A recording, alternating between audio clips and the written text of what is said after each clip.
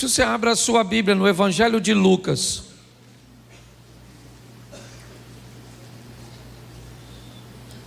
no capítulo de número 7,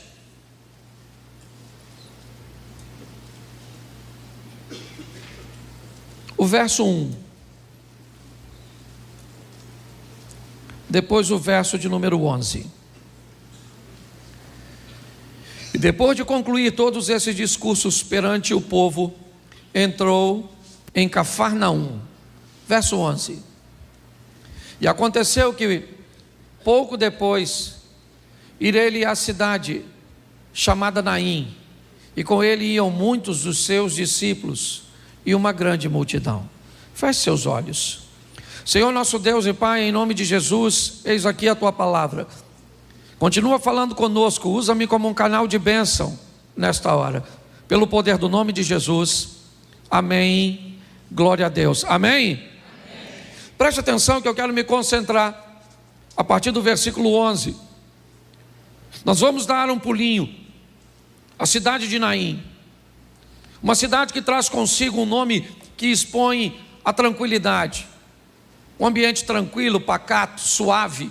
É mais ou menos a conotação do nome dessa cidade. Nessa cidade, um rapaz morreu. Ele era filho de uma mulher viúva, que já não podia contar com a proteção, com a provisão de seu marido. Dificilmente viúvas se casariam de novo. Havia uma série de restrições no que diz respeito a isso. Além de viúva, essa mulher agora perde seu único filho. Eu não sei qual é a idade do rapaz, aliás, isso não interessa. Não interessa do que ele morreu. Nós precisamos estar focados no que a Bíblia quer nos transmitir. E hoje aqui, como na maioria das vezes que a Bíblia fala de filhos, ela fala de futuro, de perspectiva para o amanhã. Quando nós olhamos esse texto, nós vemos uma mulher que perde um pouco de seu presente quando perde seu marido, mas perde todo o seu futuro quando perde seu filho. A perda do filho dessa mulher expõe essa mulher agora à lei dos judeus, de ter que conviver e contar com a misericórdia. Se fosse no Velho Testamento, ela deveria contar com o resto de tudo aquilo que as pessoas plantavam.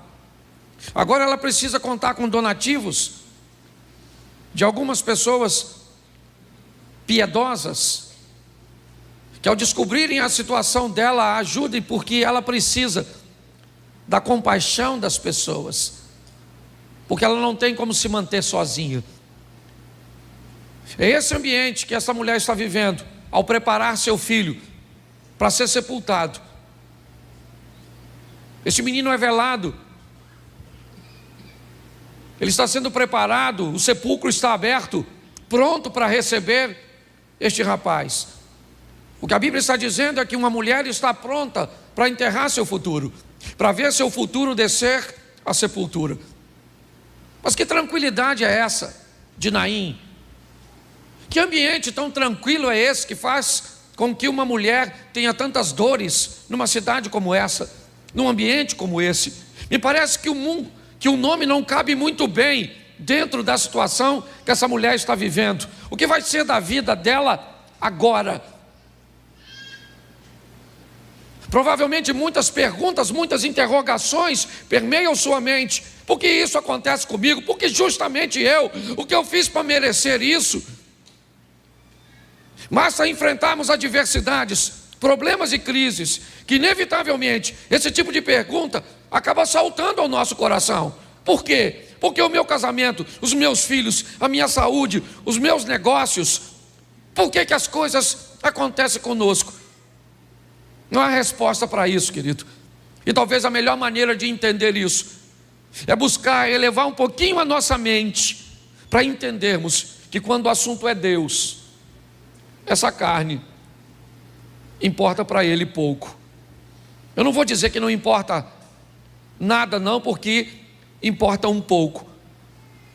Mas quando você ver alguém morrer, quando você ver principalmente a partida de alguém pergunte para quem essa pessoa morreu.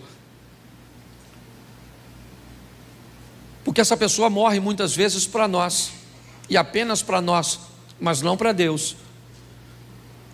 Entender o agir de Deus para nós é muito difícil, a pequenez de nossa mente nos limita a tudo isso.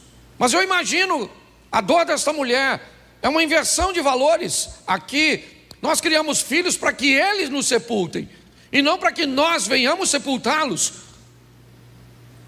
Mas não tem jeito, a cova está aberta, o menino precisa ser sepultado, é só uma questão de horas, e ele entra em decomposição. Não tem o que fazer, então se prepara ao enterro. Isso, o menino é velado, é preparado e pronto. Coloca o menino no esquife, no caixão, numa estrutura cuja qual ele pudesse ser carregado de sua casa até o sepulcro. Onde isso? Num lugar tranquilo como Naim. Tranquilo para quem? Para algumas pessoas, mas não para todos, porque nem sempre a vida é tranquila para todos ao mesmo tempo. Hoje muitos de nós estamos aqui e não está tranquilo para você. Hoje muitos estão aqui, estão sofrendo, estão preocupados, quer com seus negócios, quer com seu casamento, quer com as suas finanças, com a sua saúde, inevitavelmente. Mas também temos que entender que há tranquilidade para muitos. Muitos hoje estão com um casamento legal, estão com seus filhos em rota de expansão, estão com suas economias equilibradas, estão firmados na rocha em sua fé. Mas me parece que quando a Bíblia diz é melhor serem dois do que um, é exatamente isso. É para que nós possamos entender que o dia que alguém estiver caído, nós precisamos estar de pé para ajudar essa pessoa a levantar. E não se glorie disso, porque é só passar o tempo e você vai estar caído, e aquele cujo qual você levantou ontem vai ser aquele que vai te levantar amanhã. A vida é desse jeito. Mas ela está preparando. Como eu disse no verso 1, Jesus estava em Cafarnaum. Me parece que, ao contrário da tranquilidade de Naim, Cafarnaum traz a conotação do vilarejo da misericórdia, do ambiente onde há um intuito de melhorar a vida dos outros, de se importar com outras pessoas. Talvez foi por isso que Jesus escolhe um local com esse tipo de nome. Um nome que inspira consolo, cuidado, carinho, respeito, e algumas coisas estão envoltas quando nós vamos observar o nome Cafarnaum. Só que Cafarnaum fica nada mais, nada menos que 52 quilômetros de Naim. É longe, talvez 2 ou 3 dias de caminhada até lá. Jesus reside em Cafarnaum, na casa da sogra de Pedro, onde ele cura a filha de Jairo, onde ele tem um encontro com um centurião. Cafarnaum é um ambiente de milagres contínuo, porque lá Jesus está presente.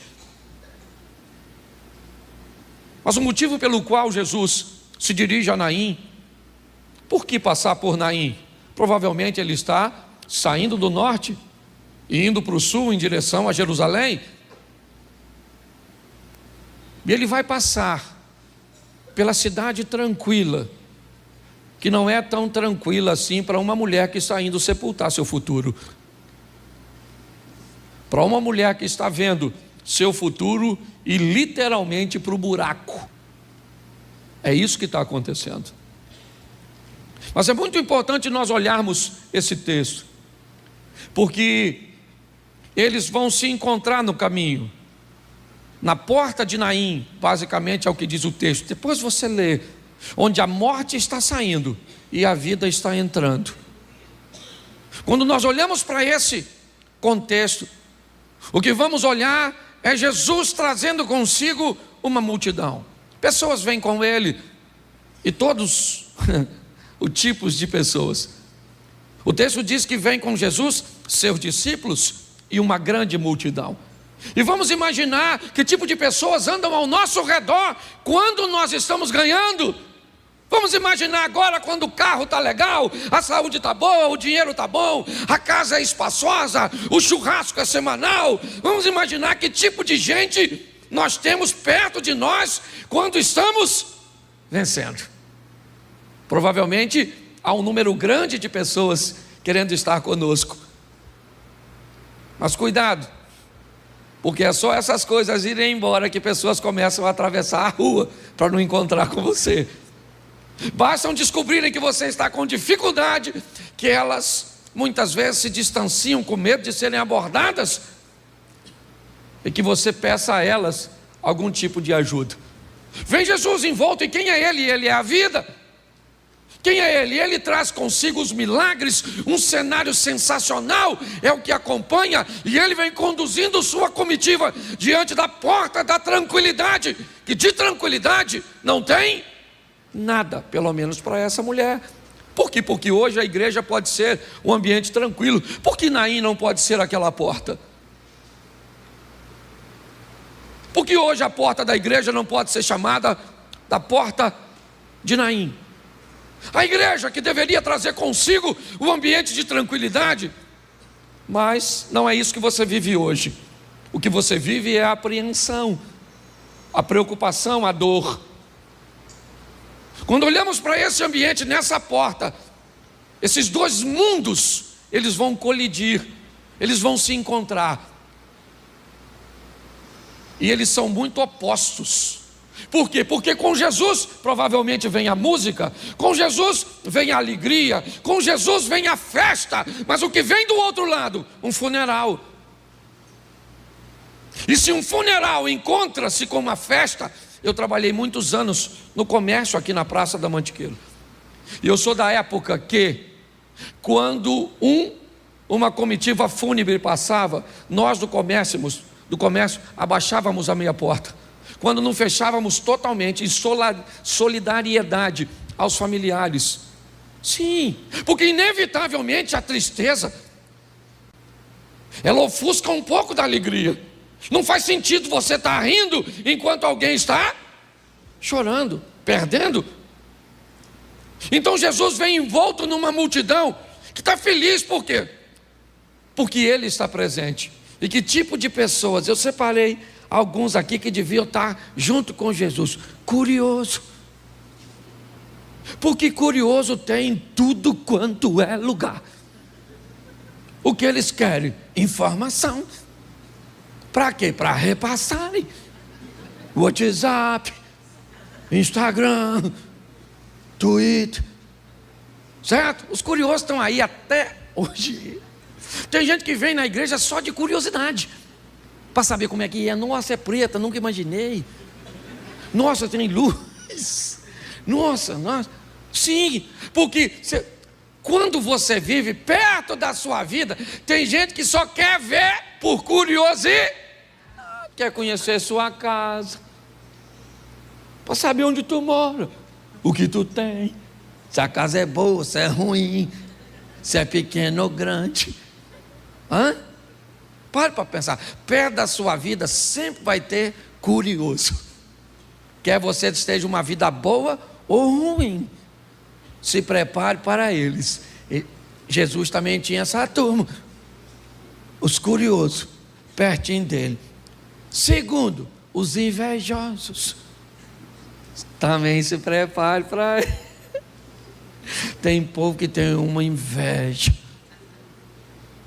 Sabia disso? De quê? De tu. Mas eu não tenho nada. Pois é, do seu nada.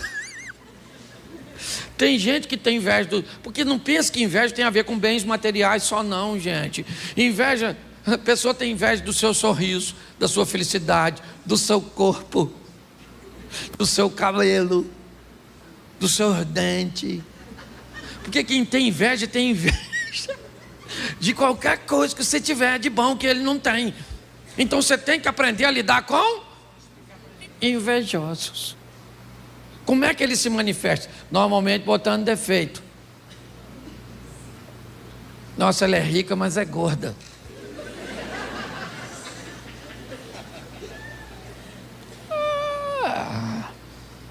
Certo? É bonito, mas está doente, vai morrer. Se você não está... Gente, lidar com gente é o maior barato. Então devia ter uns invejosos. Isso aí, ó, isso é demônio. Por isso que ele faz milagre, esse tal de Jesus. Os curiosos falando, sério? E o invejoso falando, sim, isso é Beelzebul, Lúcifer, isso é tudo junto, corja. Ele disse que veio do céu, mas foi lá de baixo. Terceiro grupo que tinha ao redor e tem os admiradores. Tem gente boa no grupo também, uma turma que gosta de tu. Sim ou não? Não tem só gente ruim, não. Tem uma turma maneirinha. Não são muitos. Mas tem, eu imagino, né? Aquela turma lá, ó, que admirava Jesus. Sim ou não? Sim. Perto de Jesus também tinha uns necessitados. Porque perto dos tubarões sempre tem os peixes pequenos. A turma que precisa de uma atenção, precisa de um cuidado. Queria um milagre. Estão andando atrás de Jesus por quê? Porque estão doentes, estão a fim de cura. Porque estão solteiros, estão a fim de casar. Porque estão casados, estão a fim de quê? Ficar solteiro. Não faz isso não. Virei até profeta agora. Então tem necessidade, sim ou não? Sim. No grupo de Jesus também tinha os comprometidos. Aquela turma que estava com ele, engajados já no projeto há muito tempo, deixaram sua profissão, deixaram seu barco, suas coisas. Porque sempre vai ter gente perto de você com nível de comprometimento alto. Talvez seja meio confuso para vocês se decepcionarem muito com os invejosos e acabar colocando comprometidos no mesmo, né, círculo que os invejosos. Tem gente que tem muita dificuldade de identificar essas pessoas. Tinha também os indiferentes. O que é o indiferente? Aquele que não sabe nem o que está fazendo. Seja curioso, curioso nada. Invejoso, inveja de quem? Comprometido com nada. Não admiro ninguém. Estou precisando de nada. Então o que você veio fazer aqui? Não sei. Eu sei que vim. Por que eu vim? Eu não sei. Tem gente em velório assim, tem gente em festa assim. Você é parente de quem? Do noivo, mas aqui é aniversário de 15 anos. Você não sabe nem o que está acontecendo no ambiente. Para pensar. Tem gente que não está nem aí para nada. Acaba o culto, você pergunta como é que foi o culto. Foi. Acabou agora. Pregaram o quê? Pregou. O importante é que pregou. Eu não escutei, mas entrou em mim assim mesmo. Porque tem gente que não está nem aí. Você conhece alguém desse tipo? Tem gente assim. Certo? E não se aborreça, porque tem todo tipo de gente. E essa turma vem com quem? Com Jesus. Tinha indiferente perto dele, comprometido, necessitado, admiradores, invejosos e curiosos. E lá vem Jesus. Como é que ele vem? Vivendo a vida dele, gente. Isso é que é maneiro. Que Jesus está falando que não interessa quem está do seu lado. Você tem que aprender a viver com todo tipo de gente.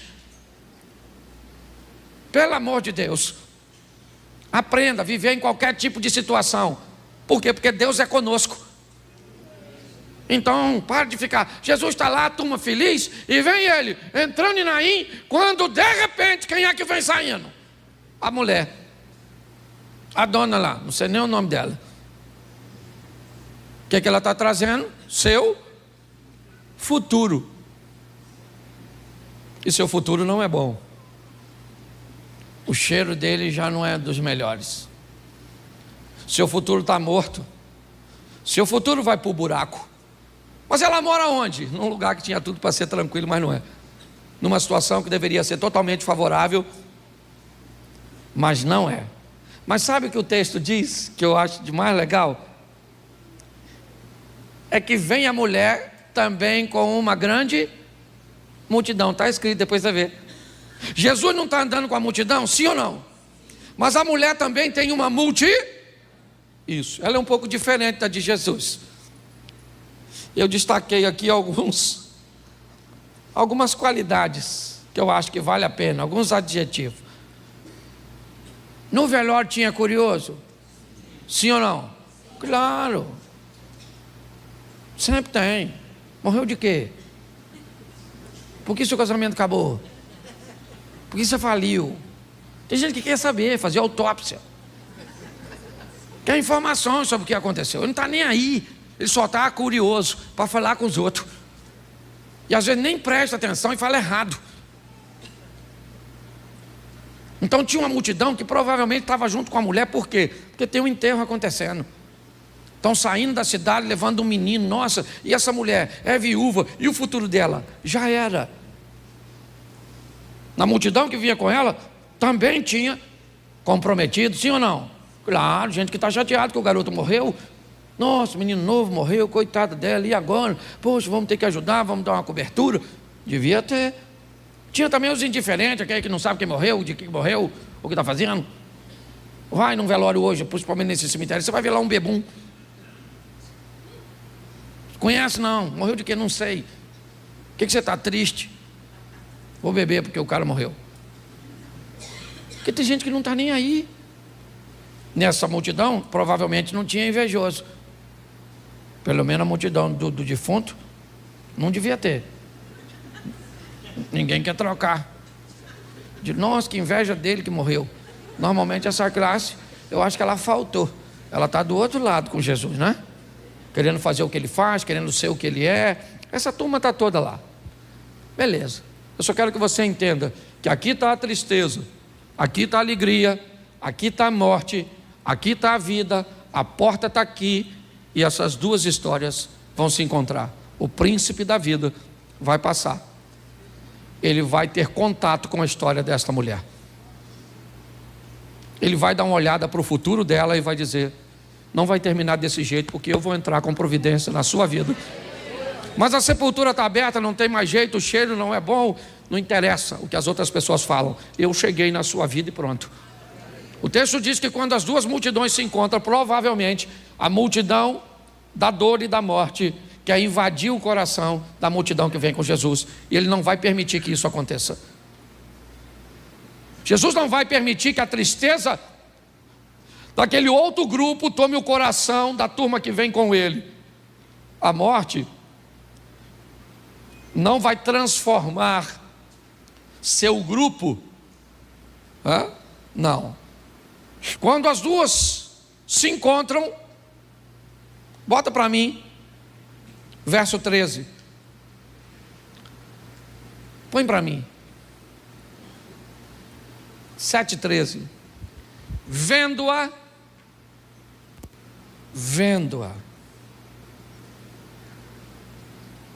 Jesus olhou para ela. Já passaste por um mendigo e fingiu que não viu? Já teve alguém batendo a janela de seu carro para te vender uma balinha e você fingiu que não estava vendo? Já aconteceu alguma situação cuja qual você optou por desviar o olhar? Pois é. Muitas vezes é isso que acontece. É só isso, não estou desqualificando você porque você fez isso não. Às vezes você não quer a bala, não quer o cara que limpa o seu... Não é isso, eu só estou te mostrando que quando Jesus viu a situação vindo na direção dele, ele vendo-a, olhou para ela, viu que ela era uma viúva, descobriu que aquele era seu único filho, descobriu que uma sepultura estava aberta para receber um menino. Então, vendo-a, ele não fica indiferente, porque indiferença dói demais da conta.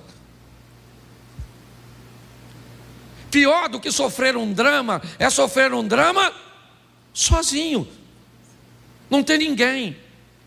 Se alguém está enfrentando um problema sério e você sabe que o problema existe, não diga que o problema não existe. Diga para a pessoa: eu vou lutar com você. Tem gente que a pessoa apresenta um problema e eu vejo gente dizer para ela: Calma, rapaz. Isso não existe, não. Como não existe? Se eu tenho um laudo, como não existe? Se eu tenho provas materiais que existem. Então diga para a pessoa: eu vou enfrentar isso junto com você. Você está sozinho, pode contar com as minhas orações, pode contar com os meus recursos. Nós não podemos negligenciar problemas, porque isso não acalenta ninguém. Jesus, vendo, moveu-se de íntima compaixão por ela, olhou a situação dela e não passou por indiferente aos olhos dele. Eu não sei se você já enfrentou problemas sérios, onde, preste atenção, você até teria gente para te ajudar, se você tivesse coragem de contar. Mas às vezes é tão sério, é de foro tão íntimo, que você sequer consegue ajuda, porque você tem vergonha de dizer para alguém o que está acontecendo. Pensa numa situação dessa. Você tem vergonha de que as pessoas descubram que você está endividado. Você tem vergonha de que as pessoas descubram que você está impotente. Você tem vergonha de que as pessoas descubram que você está doente, que você está desempregado, que você precisa de uma cesta básica, de uma ajuda. É verdade. Pessoas muitas vezes não são ajudadas, não porque a ajuda não existe, mas porque a dor é tão grande de compartilhar, que elas preferem ficar com a dor da necessidade. Jesus olhou, fez a leitura. Como ele descobriu, eu não sei. Para mim, Jesus perguntava, sabe? É só isso. Tem gente que acha: ele viu o paralítico e, sabendo que ele estava assim há 38 anos, disse: quero ficar são. Eu não penso desse jeito. Para mim, Jesus parou e perguntou: por que aquele cara está daquele jeito? Quanto tempo ele está assim?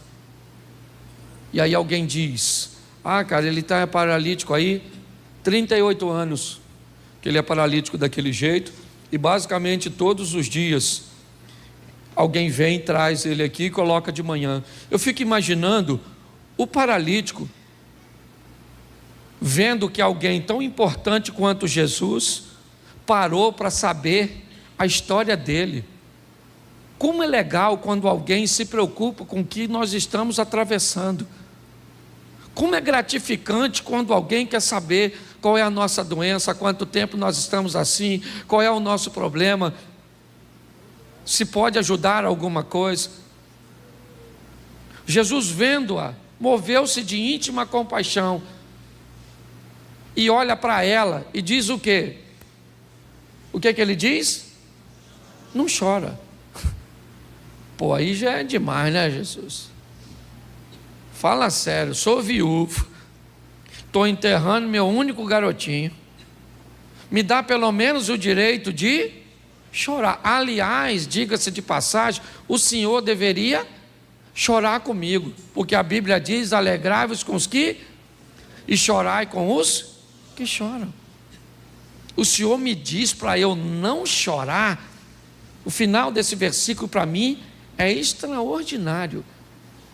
Até porque para mim o não chores tem uma conotação, aliás tem diversas. Jesus poderia dizer assim: dona, chora não, pô, molenga, morreu, rapaz, amanhã faz 2 dias.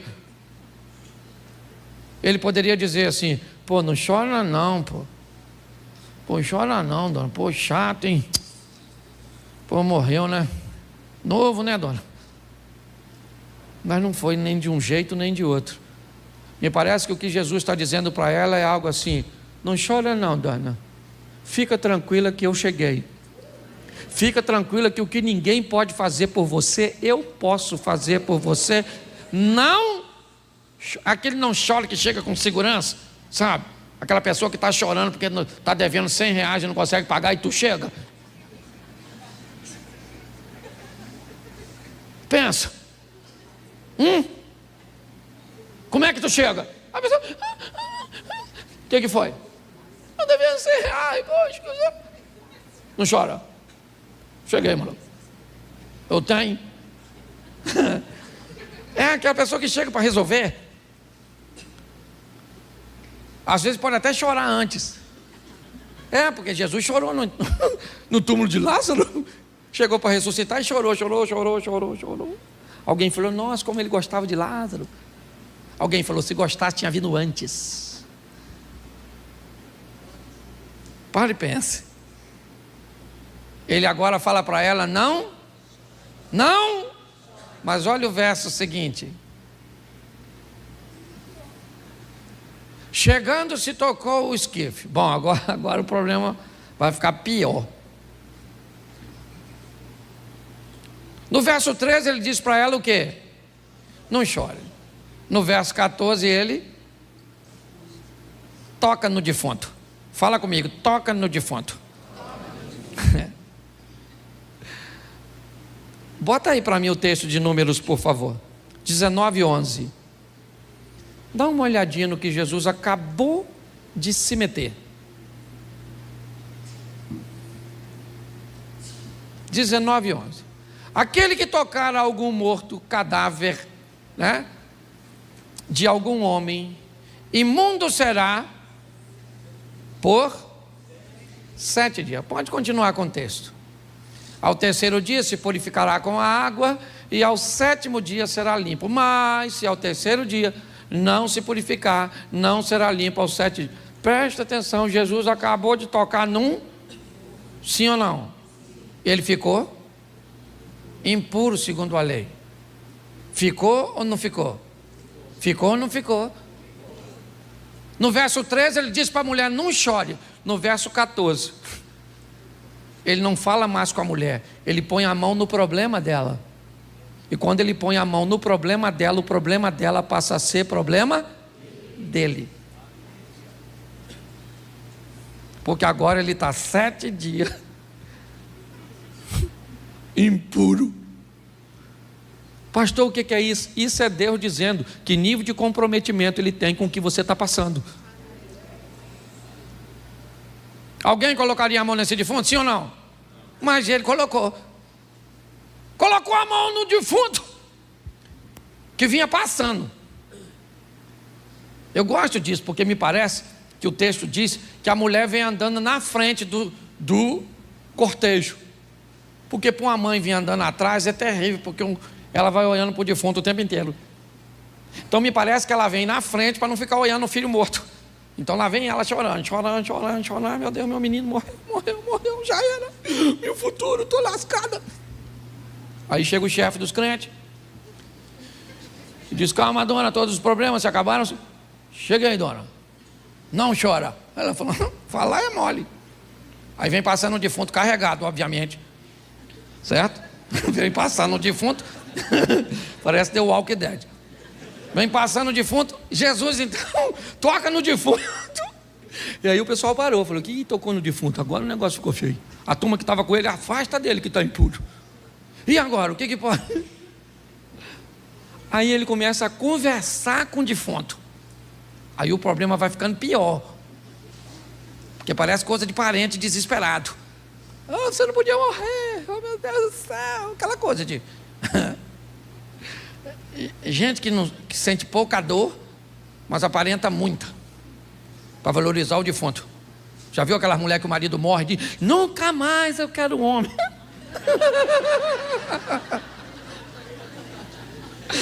Antes do período da purificação dos 7 dias, já tem comando para o quartel. Você está rindo? Esse pessoal que diz que não casa nunca, normalmente é o que casa primeiro. Aquele que diz assim, eu caso logo depois, normalmente vai virar freira. Mas Jesus começa a conversar com o defunto. Olha que coisa. Todo mundo parou, tanta gente para Jesus conversar. E Jesus falou o que com o garoto? E disse ao jovem, o jovem está morto, gente. Só que se o jovem estiver morto, Jesus está, me ajude aí, impuro. Se o menino estiver morto, Jesus está impuro. É o santo ficando profano. Jesus então olha para o menino E fala o quê? Levanta-te. Não, pensa agora. Nós num cortejo. Lembro de curioso, os que fica perto, invejoso, aquela patota toda. Quando Jesus toca, está todo mundo olhando. Mas quando o defunto levanta, aí eu acho que diminuiu a população ao redor do ambiente. Porque se eu confesso a você, eu creio em Deus com todas as minhas forças. Um dia eu vou morar no céu, mas se eu estou num velório que o defunto senta, aí eu vou ver de longe, não é verdade? Isso sou eu. Se você é corajoso, fica, beleza. Eu não assisto nem filme de fantasma. Jesus fala com o menino: levanta-te. Vamos ver o que aconteceu. O defunto se sentou e começou a falar.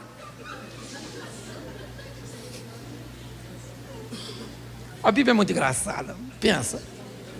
O cara estava morto, está sentado falando: nossa, que frio. Nossa, esse óleo que passaram em mim para o sepultamento. Nossa, a gente não estava morto não, gente. Nossa, que isso? Pare para pensar. Não ri não, que eu estou falando de velório.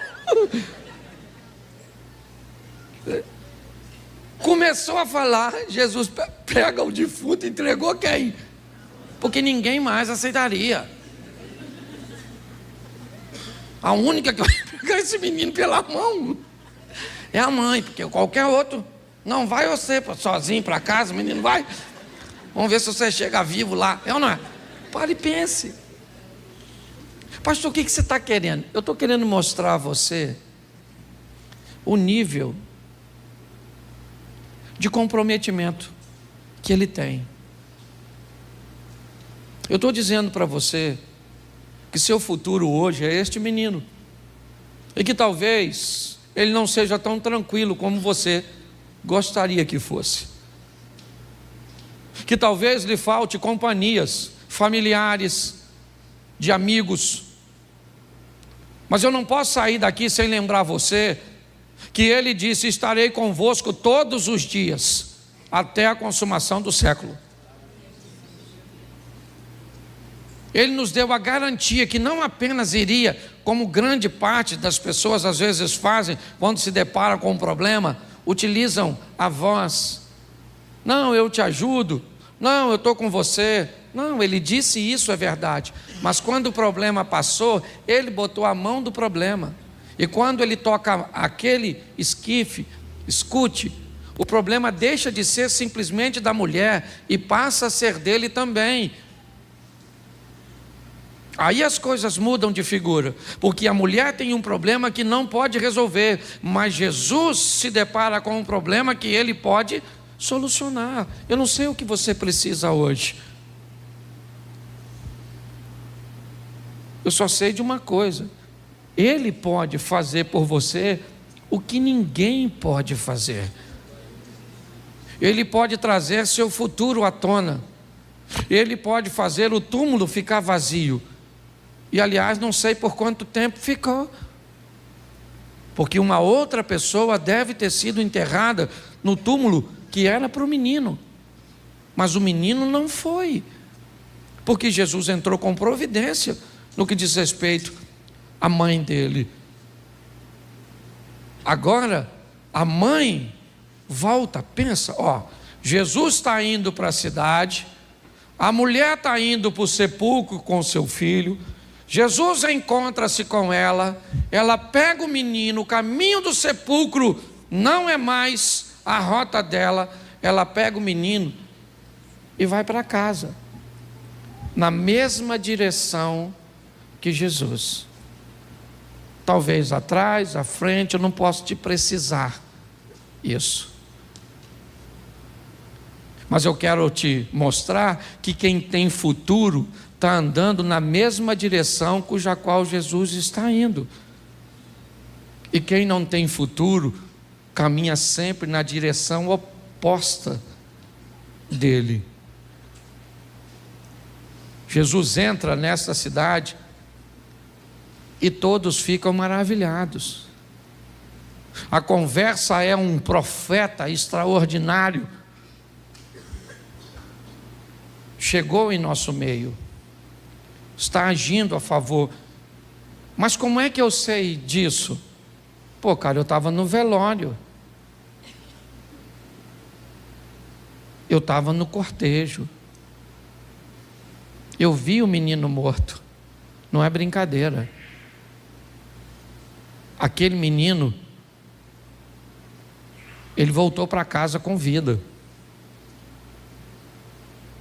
A minha pergunta é, e eu termino aqui: o que Jesus tem feito na sua vida que dá para os outros verem? O que Ele tem feito na sua vida para que outras pessoas digam: olha que grande profeta Jesus é? Mas por que Ele era um grande profeta? Por que Ele era um grande homem? Por que Ele era tão poderoso? Porque, olha para mim, eu preciso que você descubra quem eu era. Preciso que você descubra onde eu estava. Eu preciso que você saiba qual era o resultado dos meus exames. Eu preciso que você converse com o meu advogado para que você consiga entender o problema que estava os meus negócios, o meu casamento. Sério? Sua vida estava desse jeito? Realmente Ele é poderoso. Ele é poderoso para abrir a madre daquela mulher que fez uma campanha para ter um filho. Ele é poderoso para curar o câncer de um irmão que já estava sentenciado de morte. Esse mesmo Jesus que saiu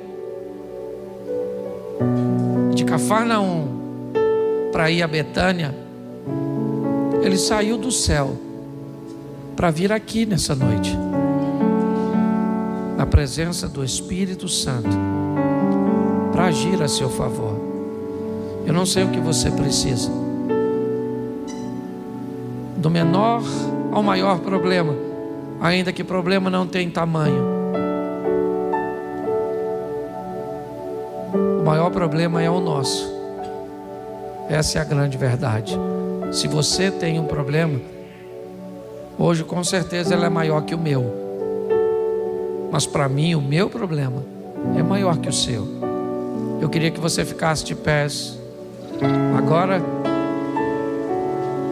quero orar. Se você desejar caminhar conosco, atrás daquela câmera lá, nós temos uma sala, alguém vai orar por você. Se você quer conhecer um pouco mais a nosso respeito, mas eu queria que você fechasse seus olhos. Feche seus olhos. Hoje, o projeto Recomeçar é Naim. Hoje você é a viúva. Seu futuro está aí. Para onde ele está indo? Se ele está indo na mesma direção que Jesus, está certo. Se ele está indo para o lado oposto, provavelmente lá tem morte. Lá tem uma cova aberta para sepultar seu futuro.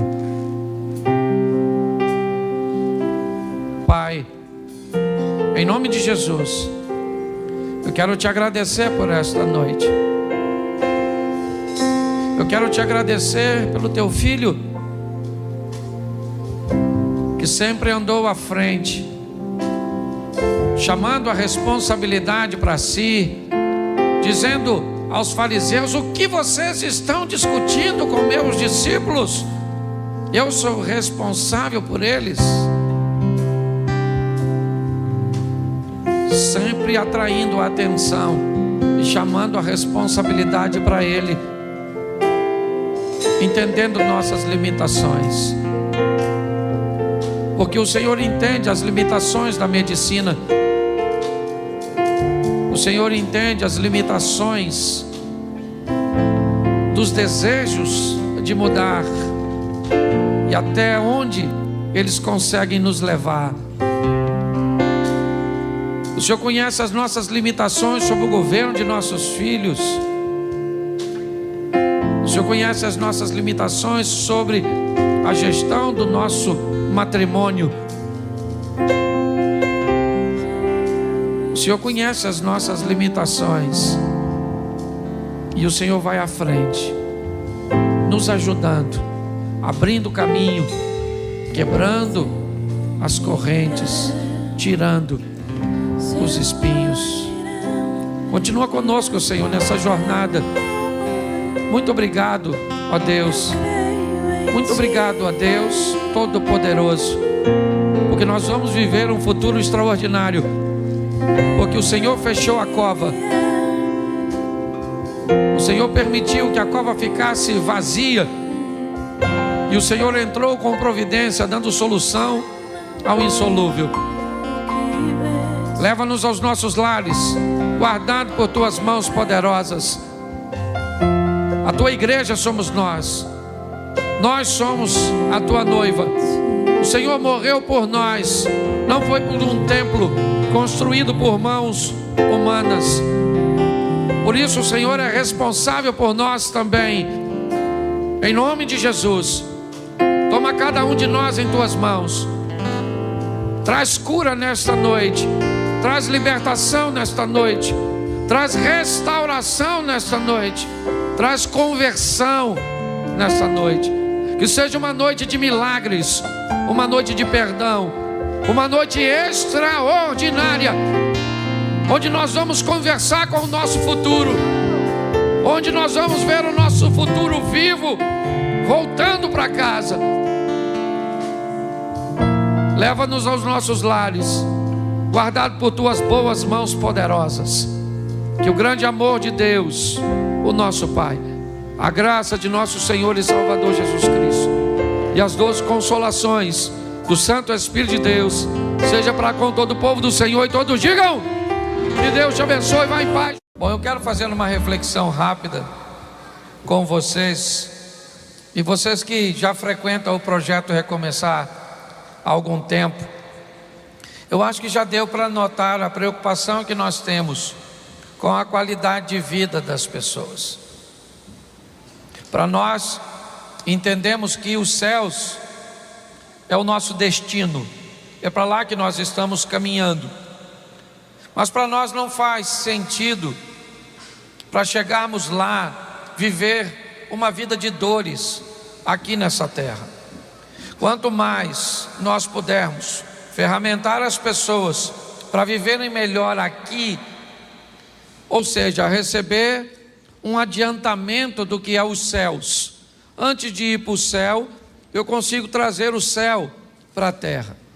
Todas as vezes que nos tornamos mais assertivos, todas as vezes que conseguimos transformar potencial em potência, porque é muito legal eu dizer para você que você tem um potencial extraordinário, que você tem um potencial para ir, um potencial para vencer, um potencial para fazer, mas o difícil é fazer com que você transforme esse potencial em potência. É isso que parece que tem a ver com o seu futuro. Potencial é sempre uma palavra que coloca você mais à frente. Potência é aquilo que coloca você no presente, que mostra a você não o que você poderia realizar, mas o que você pode. Então, baseado nisso, essa semana me saltou à mente a seguinte pergunta: por que Jesus foi bem sucedido? Por que é que Jesus logrou sucesso em sua missão? Bom, se eu disser que é porque Ele é Deus, vai ser algo extraordinário, mas essa resposta diz que nós não vamos conseguir, porque nós não somos. Se nós acharmos que Jesus obteve sucesso naquilo que empreendeu fazer, porque usava poderes sobrenaturais para alcançar, eu posso até pensar isso, mas isso certamente não nos qualifica para vivermos as mesmas coisas. Quando Jesus disse aos seus discípulos: eu vou embora, vocês ficam, mas vocês farão coisas maiores do que a que eu faço. Jesus estava dizendo que pessoas ordinárias podem viver coisas extraordinárias. Até os 30 anos, Jesus vive de forma ordinária, comum. A partir dos 30 anos, o ordinário se transforma em extraordinário. E aí Jesus começa a viver coisas fantásticas, sensacionais. Mas não porque ele era Deus. Porque se eu pensar assim, eu me distancio deles e inevitavelmente eu vou dizer que ele vivia isso porque fazia uso de seus poderes sobrenaturais. Então eu comecei a dar uma olhada e vi 4 coisas que me saltaram os olhos, porque Jesus foi bem sucedido. A primeira foi por causa do reconhecimento que ele tinha sobre autoridade, sobre hierarquia. A segunda era pelo conhecimento sobre o que ele desejava realizar. A terceira era o reconhecimento da missão. E quarto, era por causa das escolhas das pessoas certas. E pautado nisso, eu vou mostrar isso para você em etapas, rapidinho. Eu preciso que você entenda hoje que você pode sair daqui e dar uma volta de 180 graus na sua vida, no seu casamento, nas suas finanças. Hoje, eu ando sentindo algumas dores, alguns desconfortos. Chegou a época de fazer uma outra bateria de exames de intestino e de estômago. E todas as vezes que a gente chega perto disso, você sente uma dorzinha. E eu comecei a falar com Deus. E hoje eu falei: Senhor, tantas vezes nós pedimos para que o Senhor nos cure, mas aí eu fico pensando, Ele vai nos curar para quê? Para a gente negligenciar de novo?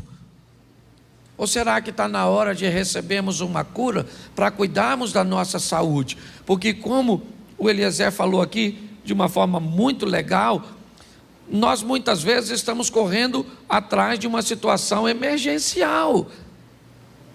Eu quero algo que resolva o meu problema momentâneo, e não é isso. Nós precisamos introduzir Deus na nossa vida para que possamos viver uma vida extraordinária. Então Jesus viveu isso primeiro, desde cedo. Ele tinha algo muito peculiar: o reconhecimento das autoridades que estavam sobre ele. Então eu vou te mostrar alguns textos para ratificar isso. Coloca para mim, por favor, Lucas capítulo 2, verso de número 51. Preste atenção. E desceu com eles, e foi para Nazaré, e era-lhes sujeito, e sua mãe guardava no coração todas essas coisas. Preste atenção. A primeira autoridade que o Filho de Deus foi colocado foi a autoridade, ou a primeira autoridade que todo ser humano é colocado sobre os seus responsáveis, na maioria das vezes, seus pais. Eu quero lembrar a você que Jesus é o Filho de Deus e sabe disso. Isso nunca foi uma dúvida na cabeça dele. Mas o texto em que eu coloquei na tela, Jesus tem 12 anos de idade, ele é um adolescente. E um adolescente já costuma ter um comportamentozinho meio rebelde, ainda mais sendo menino, achando que é dono do seu próprio nariz. E pior, Jesus sabe que é o filho de Deus. Tem gente que porque é filho de político, acha que é alguma coisa, porque é filho de pai rico, já acha que foi alguma coisa. Tem gente até que acha que é filho de pastor e pode dar carteirada na igreja. Você imagine ele sendo filho de Deus. Mas olha, ele fica 3 dias, está perdido dos pais. José e Maria chegam no templo e vão logo dando uma dura nele. Ô menino, está morrendo de preocupação com você? Porque mãe é mãe, queira do filho dos outros ou do filho de Deus. Maria já chegou logo enquadrando, puxando o chinelo e falou: para casa, garoto. Ele falou: você não devia estar preocupado, eu estava aqui tratando das coisas do meu. Mas não falou isso com abuso, ofendendo, não. Mas o mais interessante é que quando José e Maria botam Jesus para casa, o que ele faz? Vai. Ele poderia falar: ó, como é que fala comigo? Está pensando que eu sou quem? Filhinho seu aí qualquer? Eu sou o Jesus, o Salvador. Não, ele falou: essa aqui quem é? É minha mãe e meu, e eu reconheço a autoridade deles. Você quer se dar bem na vida? Comece reconhecendo a primeira. Ah, mas o meu pai e minha mãe. Não interessa, pode ser bom, pode ser ruim, mas foi quem está na sua vida. Às vezes é tão ruim porque você corre o risco de ser pior que esse. Então eles precisam ser ruim para melhorar você. Que tem uns pais que são ruins para melhorar os filhos. Porque olha que coisa louca. Tem filho que é filho de gente boa e fica ruim. Tem filho que é filho de gente ruim. Parece que trocaram de pai. Então aprenda uma coisa: aprenda a reconhecer a autoridade dos seus pais, ou de quem te criou. Não interessa onde você foi criado. Eu sou da época que os mais velhos tinham que ter autoridade. Isso aí. Mais velho falou, não interessa se está certo ou se está errado. Nunca perdi nada com isso. Sempre ganhei. Sou da época que o vizinho tomava conta da gente. Se o vizinho visse a gente falando besteira, o que o vizinho falava? Vou falar com o seu? Nossa! Fala não, fala não. Fala não, não vou fazer mais não. Sim ou não? E era uma época extraordinária. Hoje a turma não gosta de reconhecer a autoridade de pai. Ah, não sei se meu pai merece honra. Não interessa se honra ou se não honra. Meu pai foi... Hoje eu falo mal dele porque já foi para o céu. Quando estava vivo, sentava aqui na frente. E eu falava: melhor pai do mundo. Estava mentindo não, é pela fé. Certo? Mas minha mãe está lá. Eu honro e pronto. E acabou. Não tem desse negócio não.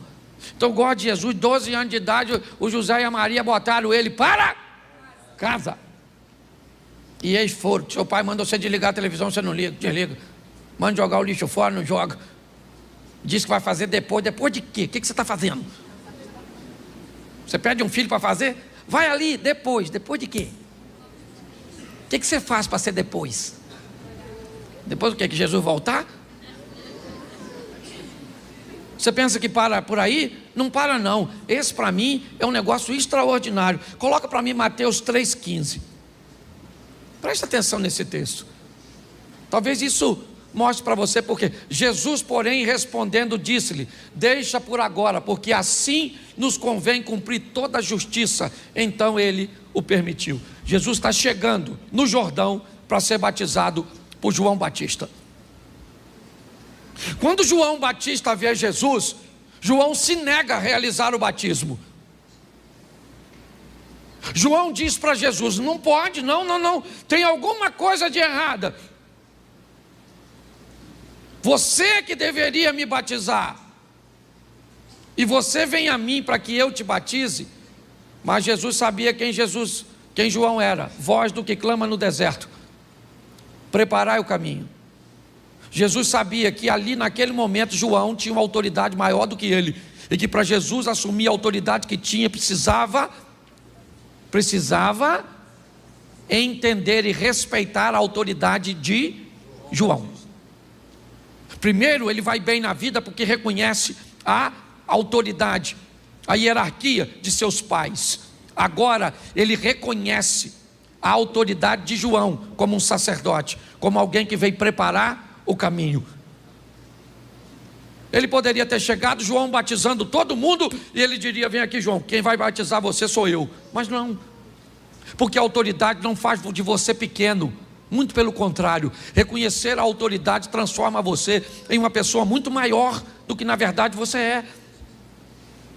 Hoje nós vivemos uma crise de autoridade, ninguém quer obedecer ninguém. Você não quer obedecer os mais velhos, você não quer obedecer lei de trânsito, você não quer obedecer polícia, você não quer obedecer nada.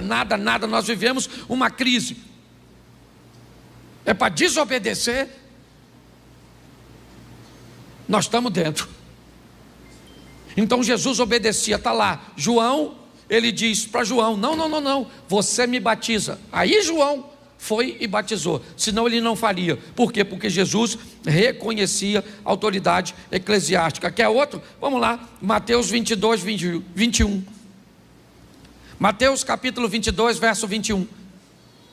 Disseram-lhe eles: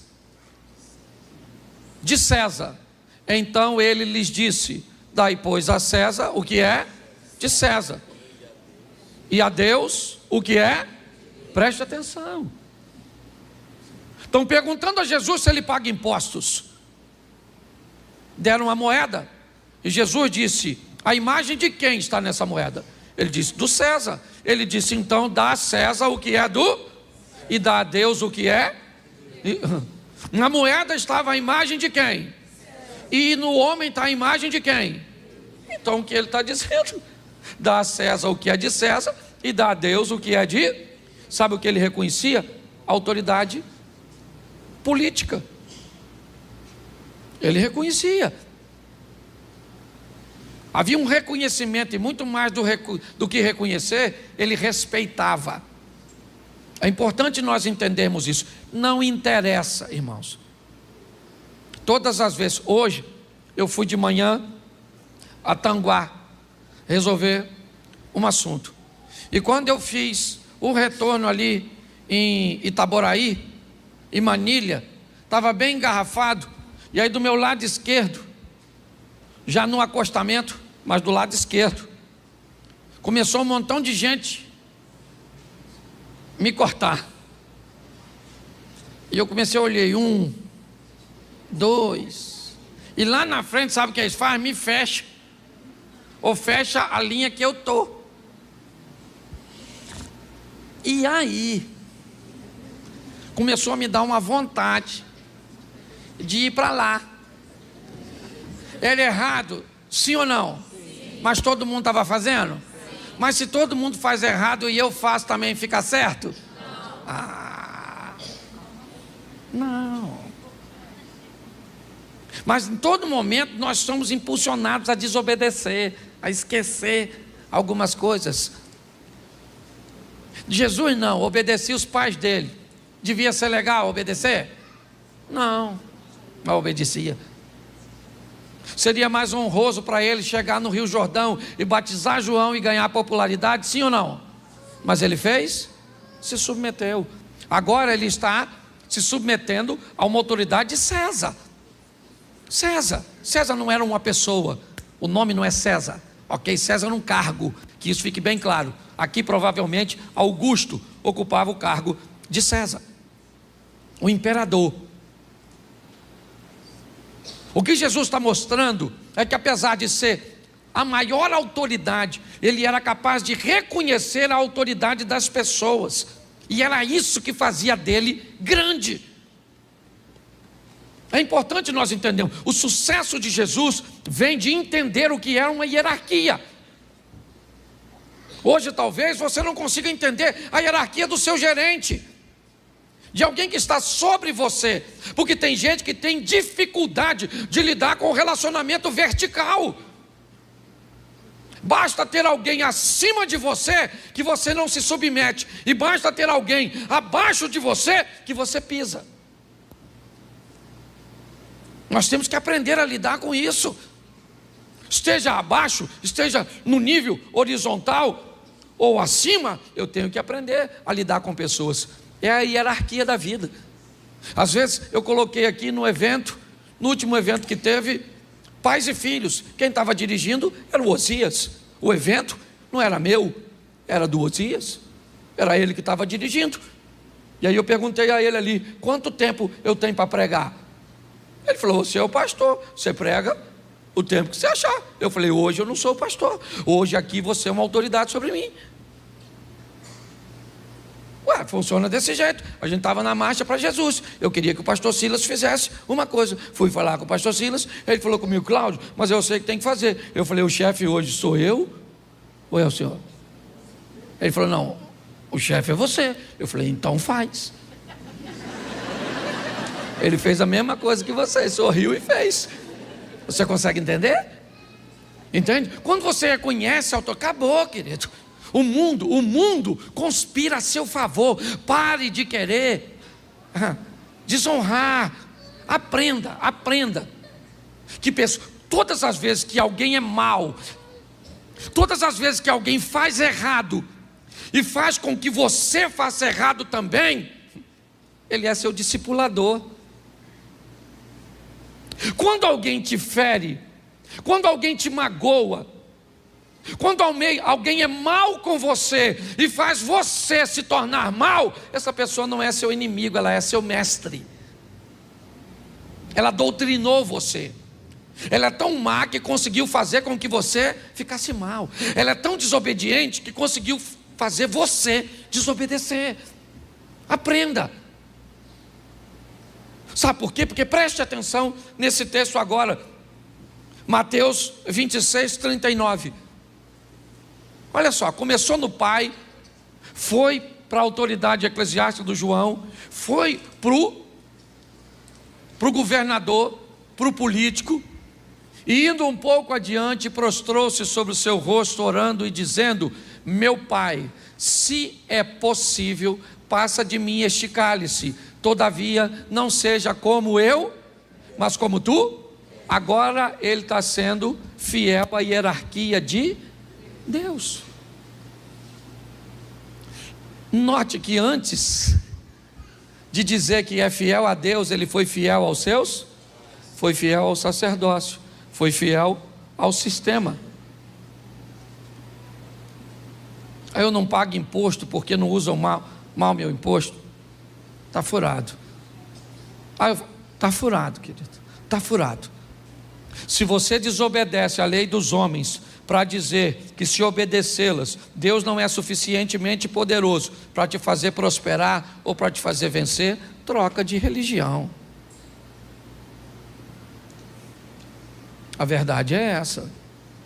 Cuidado com esse subterfúgio que muitas vezes uma situação corrupta como a nossa tenta nos impulsionar, porque é isso que eu estou dizendo.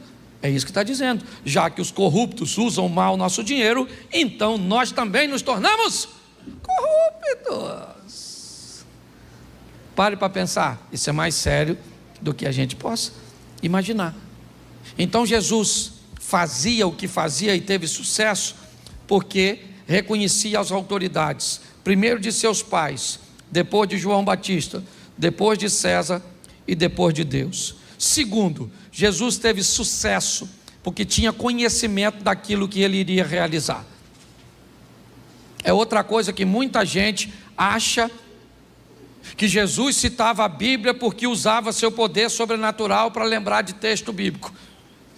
Jesus usava a Bíblia por quê? Por que ele usava o texto sagrado? Porque lia.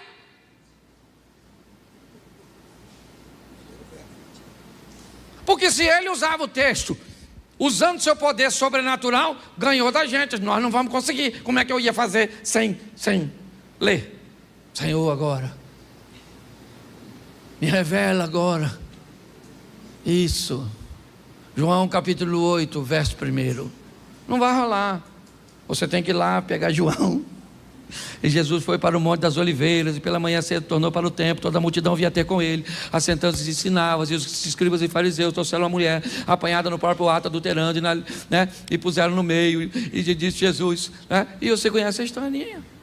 Agora, por que você acha que eu sei o texto? Porque eu li. E por que você não sabe? E o Satanás está preso. Nem perturbou você. Conhecimento daquilo que você vai. Por isso que ele tem conhecimento. Lucas 2,46, coloca aí. Quer fazer as coisas, quer montar um negócio, não tem conhecimento do negócio. Quer construir um relacionamento amoroso, não tem conhecimento da pessoa. Quer arrumar um amigo, e aí depois reclama. Tudo para mim dá errado. Esse dia um cara falou comigo: pastor, eu vou contar minha história para o senhor vê onde eu errei. Ele me contou a história dele, eu falei: rapaz, eu estou tentando ver onde você acertou. Porque você errou foi quase tudo. Está aí, ó. E aconteceu que, passados 3 dias, acharam no templo, assentado no meio dos, ouvindo e quem é que estava lá? Conversando, ouvindo, interrogando Jesus. E por que ele interrogava? Por que ele perguntava? Por quê? Aliás, essa era uma prática de Jesus. Ele só perguntava para os outros aquilo que ele já sabia. Isso, parecia até a imigração americana. Se você já viajou para a América, você sabe como é que funciona. Você chega lá, o cara pergunta assim: quantas bagagens o senhor tem? E já está na tela. Que cor? O que você trouxe dentro? Tudo que ele pergunta, ele já, porque ele quer saber se você está. É isso aí. Dá uma olhada nisso aqui, ó. Jesus conhecia. E vou te mostrar agora como é que ele conhecia. Presta atenção. Mateus capítulo 4, verso 4.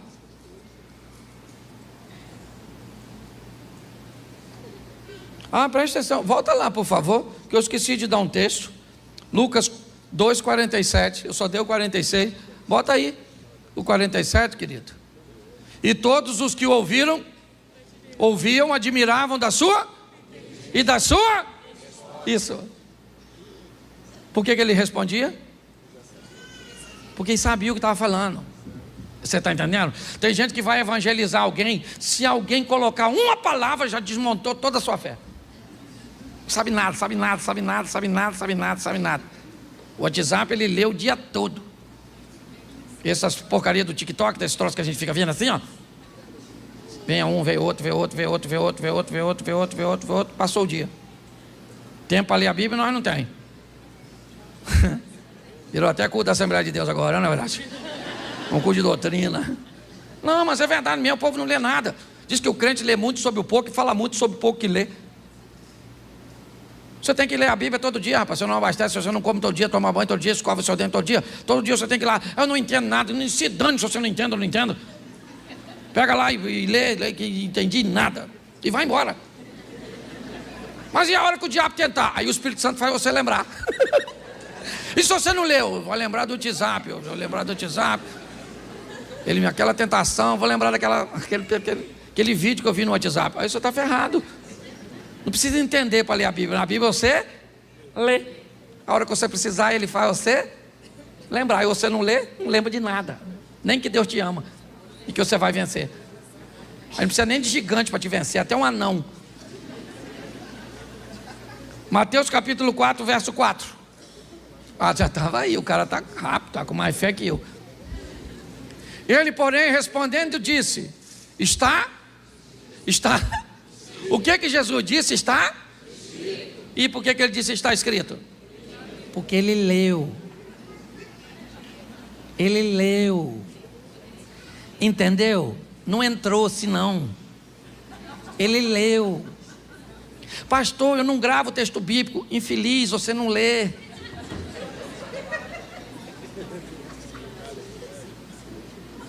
Não lê. Sabe aquela historinha do garotinho que perguntou ao pai o que era aquele livro que tinha na casa dele? O pai dele falou: isso é uma Bíblia. E o garotinho falou: o que é a Bíblia? O pai falou: o livro de Deus. O garotinho falou: que legal. Passou um mês, o garotinho perguntou de novo: o que é isso, pai? Ele falou: sim, menino, isso é a Bíblia. Ele falou: o que é a Bíblia? Ele falou: o livro de Deus, menino. Na terceira vez, o garotinho perguntou: o que é isso? Ele falou: a Bíblia. O que é a Bíblia? O livro de Deus. O garotinho falou assim: então por que a gente não devolve ele? Porque aqui ninguém usa. E tem umas pessoas que acham que é amuleto. E abre assim no 91. Sua casa está protegida. Você é feiticeiro, maluco. Você é feiticeiro. Se você achar que é uma Bíblia aberta, tem uns caras que botam na frente do carro. Deve ser para Deus morrer primeiro.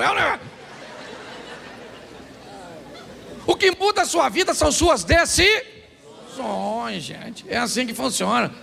O diabo usou um texto bíblico, sim ou não? E aí o que Jesus falou? Aí, maluco, chifrudo, está escrito: nem só de pão viverá, mas de toda a palavra que sai da boca de... E o diabo foi lá e usou outro, e Jesus mandou outro, e o diabo usou outro, e Jesus mandou outro. Satanás falou: este conhece tudo. Tentou de um outro jeito, falou: por que você não vira super-herói e voa daqui do templo? Jesus falou: acabou os recursos literários. Também está escrito, Satanás, está lendo pouco. Tá? Não tentarás o Senhor teu Deus. O diabo rapou fora, os anjos chegou trazendo uma comidinha que chefe de crente tem que comer. Conhecimento, rapaz, tá assim de gente. Você quer ser bem sucedido, vai montar um negócio. Antes de montar, conheça tudo a respeito do negócio que você quer montar. Vai entrar numa igreja, conheça tudo sobre o pastor, sobre a doutrina, sobre tudo. Quer casar com a pessoa, conheça tudo. Esse dia minha pessoa perguntou assim: pastor, posso casar com viúvo? Eu falei: menino, normalmente o bom é que morre, então é perigoso. Posso casar com quem já foi casado? Falei: perigoso, porque está sujo do relacionamento anterior. Mágoas e ressentimento. Posso casar com quem tem filho? Pior ainda. Posso casar com solteiro? Eu falei: com a escassez que está, perigoso. Por que está solteiro até hoje? Com uma demanda tão grande, não é? A pessoa não sabe nada de nada. E pior, tem fé, meu filho, tem fé. Vou te mostrar Jesus de novo. Mateus 19, 7. Mateus 19, 7. Olha só, que coisa maravilhosa. Disseram-lhes então: por quê? Presta atenção que é uma pergunta. Por que mandou Moisés dar a carta de divórcio e repudiá-la? Olha só o que eles estão fazendo, buscando o conhecimento de Jesus em torno de divórcio. O que eles sempre trazem para Jesus são assuntos de alta complexidade. Eles são doutores da lei. E por que eles são doutores da lei? Por que eles sabem a Bíblia, talvez até mais do que Jesus? Por quê? Eles não são Deus. Porque eles estudaram a Bíblia, porque eram rabinos, porque eram escribas, porque eram estudiosos. Pare de achar que Jesus viveu coisas extraordinárias porque era um ser celestial. Não. Ele viveu coisas extraordinárias para mostrar que seres humanos comuns podem viver coisas extraordinárias, obedecendo princípios. É isso. E um dos princípios foi a hierarquia que eu falei, e agora o conhecimento. Perguntavam a ele: como é que eu alcanço o reino de Deus? Sabe o que Jesus dizia? Como é que está escrito? Aí dizia o texto, ele dizia: muito bem, então vai e cumpre.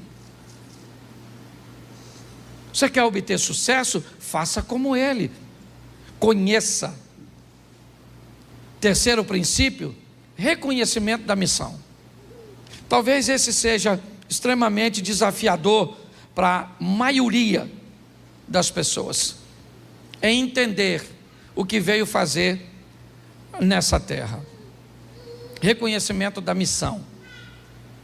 Hoje muitas pessoas têm dificuldade de observar isso, de fazer a leitura correta a respeito disso. Mas preste atenção, João capítulo 2, verso 4. Caná da Galileia é o cenário. 2,4 de João. Disse-lhe Jesus: mulher, que tenho eu contigo? Ainda não é chegada a minha hora. Maria está pedindo a Jesus que livre aquela família da vergonha, porque o vinho acabou na festa. Ela vai até Jesus e disse: olha, eles não têm mas vinho. Isso vai ser uma vergonha. Jesus então disse: mas eu não vim aqui, essa não é a minha missão, não é para isso. Ele disse: ainda não é chegada a minha hora. Lembra quando ele vai ser preso? Finalmente, o que ele diz quando vai ser preso? É chegada a minha hora. Jesus obteve sucesso porque ele sabia o que veio fazer. Eu levei um bom tempo para descobrir. Primeiro, que eu era crente. Segundo, que eu ia pregar. E terceiro, que eu tinha que pregar de um jeito engraçado numa época que ninguém pregava.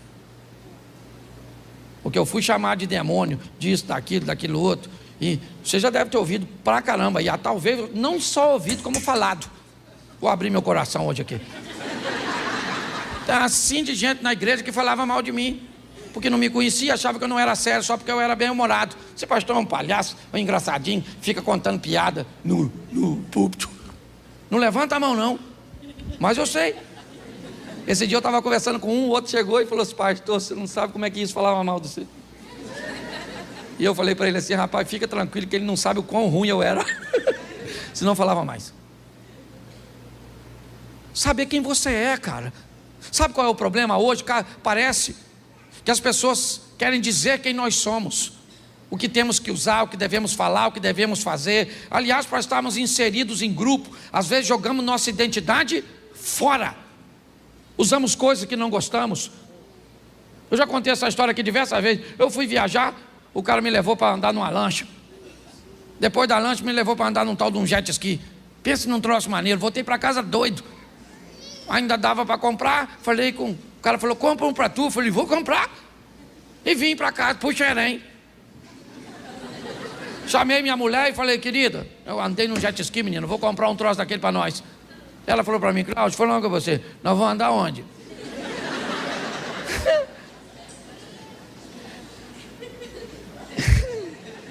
Eu falei: nós vamos andar onde? Nós vamos andar onde, hein? Uma boa pergunta, eu não tinha pensado nisso não. Você já comprou um montão de coisa que nunca usou, só porque os outros têm e porque os outros falaram que é legal? Eu gosto disso aqui, saber quem você é. Jesus não tinha, ele falou: não é chegada a minha? Isso, ele sabia quem era. Vamos lá, Lucas 9:18. Olha só, Lucas, o que Jesus faz, ó? E aconteceu que, estando ele orando em particular, estavam com ele os discípulos, e perguntou-lhes dizendo: quem diz a multidão que eu? Vamos lá. Respondendo-lhes disseram isso: João Batista, outros Elias, e outros um dos antigos profetas, né? Que um dos antigos profetas ressuscitou. Ninguém sabia quem Jesus era. Ninguém. Havia uma dificuldade muito grande nas pessoas o reconhecerem, porque ninguém tem obrigação de reconhecer quem você é. A obrigação de reconhecer quem você é sua. Se alguém acha que você é bobo, que você não é bonito, que você não é isso, que você não é aquilo, ou que você é isso, aquilo outro. Hoje está todo mundo achando que eu vou virar político, porque me veio do lado de políticos. Eu não tenho chamado político, meu chamado é sacerdotal. Você está entendendo? Não estou nem aí, mas olha, que dane-se o que pensa. Já na idade que eu tenho, eu não tenho mais condições de ficar dando ouvido, que eu tenho mais passado do que futuro, na idade que eu estou. Então não estou nem aí. Jesus está perguntando ou quem eles dizem que sou eu. Mas preste atenção, João 14:6. João 14:6. Olha o que Jesus disse. Olá, isso. E disse-lhes, ou disse-lhe, hoje eu estou com plural na boca. Disse-lhe Jesus: eu sou a verdade, ninguém vem ao Pai senão. O que ele está dizendo? Eu sei quem eu. Então pare de querer ser quem os outros querem que você seja. Usar, fazer. Seja você mesmo. Vai para a escola, tem um grupinho que quer formatar você. Entra na internet, tem um grupinho que quer formatar você. Vem para a igreja que tem um grupinho que quer formatar você. O que é isso? Não perca a sua identidade, não interessa onde você esteja. Onde você estiver, vai ter gente querendo roubar a sua identidade. É assim que funciona. Jesus sabia quem ele era, reconhecia sua missão e não tinha problema no que diz respeito a isso. Por isso ele teve sucesso. Bota aí João 19:11. Bota aí. João 19:11. Presta atenção nesse texto. Respondeu-lhe Jesus: nenhum poder terias contra mim, se de cima não te fosse dado. Mas aquele que me entregou a ti, né, maior pecado tem. Ele está falando de Judas ali, mas Pôncio Pilatos está chamando Jesus e dizendo assim: ô Messias, ô rei dos judeus, se defende, cara. Eu posso libertar você. E Jesus disse: você não está entendendo, Pôncio Pilatos. Quem aqui não sabe quem é você. Eu sei muito bem quem eu sou. Você não teria poder nenhum se meu Pai, que está no céu, não tivesse concedido a você. E Jesus ainda responde uma angústia de Pilatos no final do texto: fique tranquilo, porque aquele que me entregou a você é pior do que você. Até no sofrimento, até no momento da adversidade, até no caminho da morte, Jesus está aliviando a dor de quem encontra no caminho, porque sabe quem é. Quanto mais rápido você descobrir quem você é, o que você veio fazer, mais fácil fica. Mas pastor, por que eu não sei quem eu sou nem o que eu vou fazer? Porque identidade e missão está totalmente entrelaçado. Por que você não sabe quem é e não sabe qual é a sua missão? Porque nós ficamos o tempo inteiro, principalmente hoje, olhando para a vida dos outros. Então é o corpo dos outros, a roupa dos outros, a rede social do outro, é o que o outro está fazendo. Então eu não tenho tempo para viver a minha vida, já que eu estou tão focado. Mas presta atenção nesse texto, Mateus 27, verso 40, já estou quase terminando. E dizendo: tu que destrói o templo e em 3 dias o reedifica, salva-te a ti mesmo, se és o Filho de Deus, desça da, verso 42. Isso. Salvou os outros e a si mesmo não pode salvar-se? Se é o rei de Israel, desça agora da cruz e creremos nele. Preste atenção.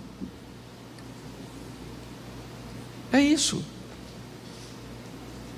Desça da cruz, Jesus, desça da cruz. Ele falou: não posso descer, subir aqui foi minha escolha, missão. Isso aqui não é fatalidade. Ninguém tira a minha vida, sou eu que... Ele sabia. Uma das maiores crises que vivemos hoje na sociedade é a crise da identidade, irmãos. E é por isso que Jesus venceu essas etapas. Vamos lá? A autoridade de seus pais, de João Batista, de César, de Deus, o conhecimento através da palavra, o reconhecimento da missão. Mas uma das coisas que fez Jesus ter mais êxito foi nas escolhas de pessoas, porque ninguém faz nada sozinho. Hoje eu estava gravando finalzinho de um curso ali em cima com um amigo, e eu olhei para a nossa igreja e eu pensei: cara, com a dinâmica do meu ministério, o que o projeto Recomeçar seria sem o Osias, sem o Sidney, sem a Dani, sem o William, sem o Eliezer? O que ele seria? O que ele seria sem esses meninos do som? O que ele seria sem as meninas que estão trabalhando no Ministério Infantil? O que ele seria sem as secretárias da igreja? O que ele seria sem o Sidney com o nosso Ministério de Oração, a Adriana com a nossa Oficina da Alma? O que ele seria se não tivesse? Porque ninguém faz nada sozinho. A grande verdade é essa. Achar as pessoas certas é a grande essência da vida. Amém. Adriana, quantas vezes eu fui na Oficina da Alma? Uma vez. Uma. Funciona há quanto tempo? Já vai para 6 anos. Sabe por que eu não vou? Porque não dá problema. Porque resolve problema. Você está entendendo? Está amanhã com Deus aí. A turma que trabalha com ensino sabe como eu deixo o livro. Tem gente até que fica preocupado. Está lá, ó, meu livro dos obreiros internos, externos, está tudo aí. Porque a partir do momento que você acha a pessoa certa, já era. Porque tem gente que faz coisa muito melhor que você em área que você não é bom. E pronto, e vida que segue. É assim que funciona. Jesus achou pessoas certas. Se nós entendermos isso, primeiro, ele achou seus discípulos. Não foi numa escola, não. Não. Ele pegou 12 camaradas, descobriu que dos 12, 4 dava para andar um pouco mais perto, dos 4, 2 poderiam ser mais chegados, e dos 2, ele tinha um, que foi o último discípulo a morrer, João, na ilha de Patmos. Ele conseguiu achar pessoas certas. E o Evangelho de João, capítulo 17, verso 12, presta atenção no que disse Jesus. Olha só. Ele sai 100%.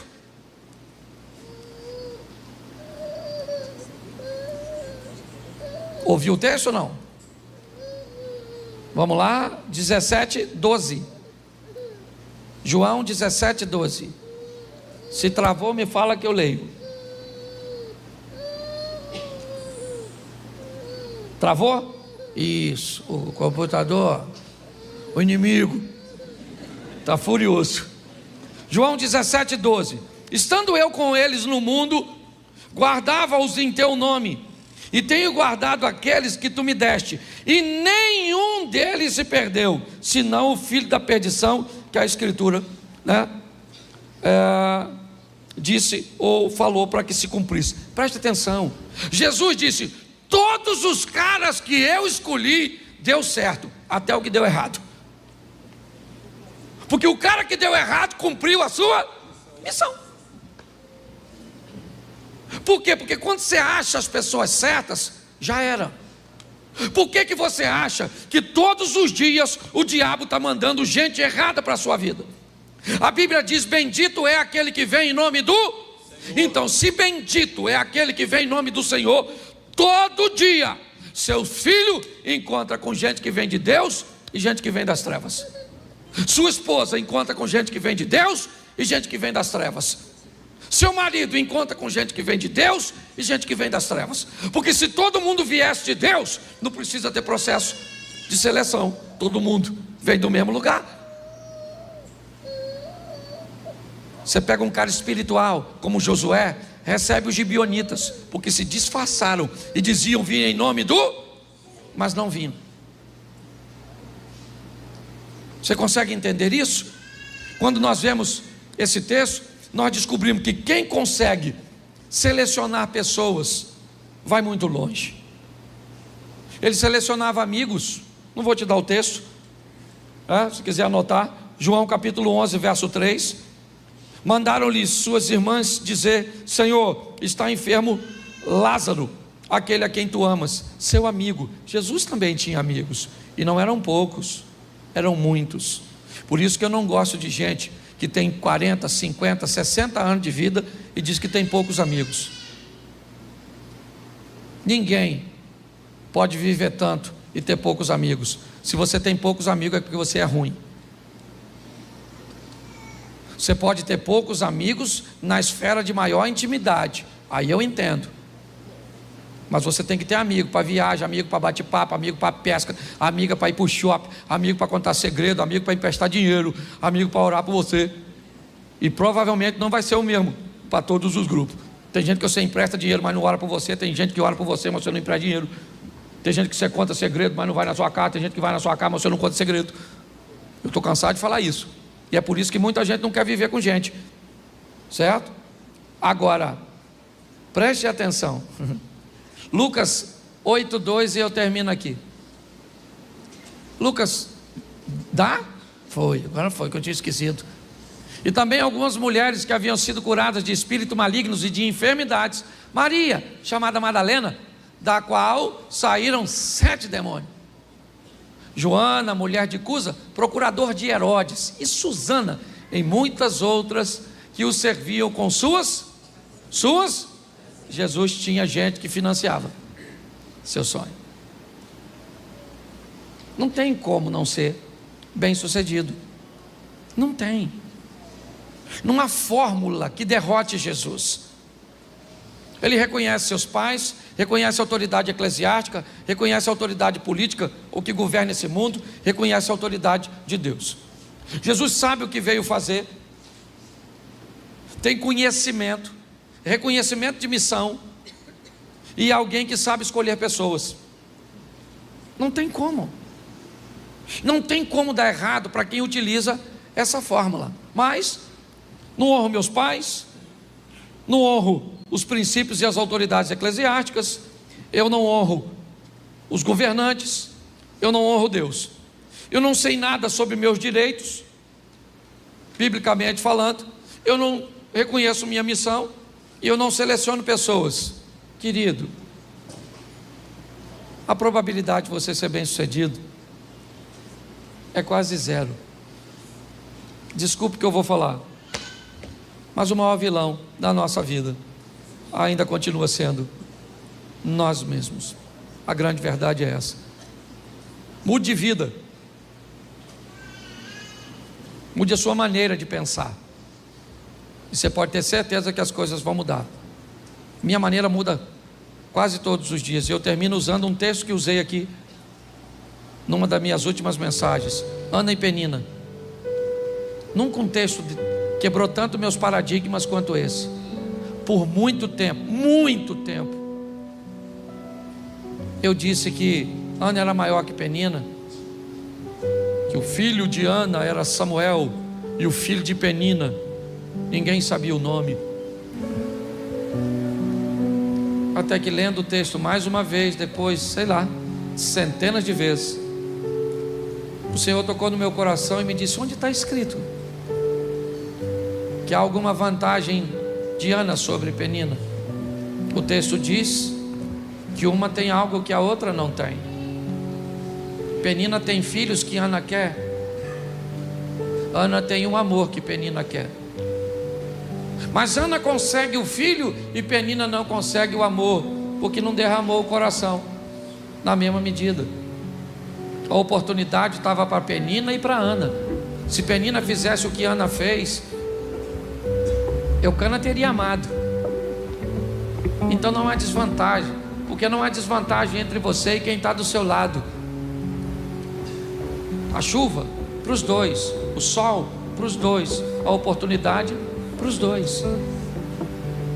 Mas nos ensinaram, pelo menos a mim, eu estou quebrando meus paradigmas, a entender que não há vantagem nenhuma de ninguém sobre mim e de mim sobre ninguém. Talvez eu não tenha a mesma missão que outra pessoa tem, mas isso não faz dessa pessoa maior do que eu, e não me faz maior do que ninguém. Vamos pensar um pouco nisso e levar nossa vida para outro nível, porque é isso. Deus te chamou para isso, colocou aqui você para caminhar com a gente. Você não vai embora, vai para outra igreja. Você não quer isso? Você acha que isso é demais para você? Você não quer viver o extraordinário no seu casamento, nos seus negócios? Não quer ter uma vida sensacional com Deus? É isso? Isso te fere? É isso? É essa visão do socialismo?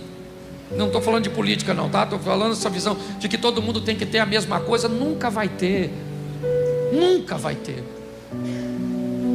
Porque se der a mesma coisa para duas pessoas e uma administrar bem e outra mal, é só uma questão de tempo até você comprar minha propriedade, porque a oportunidade é para todos.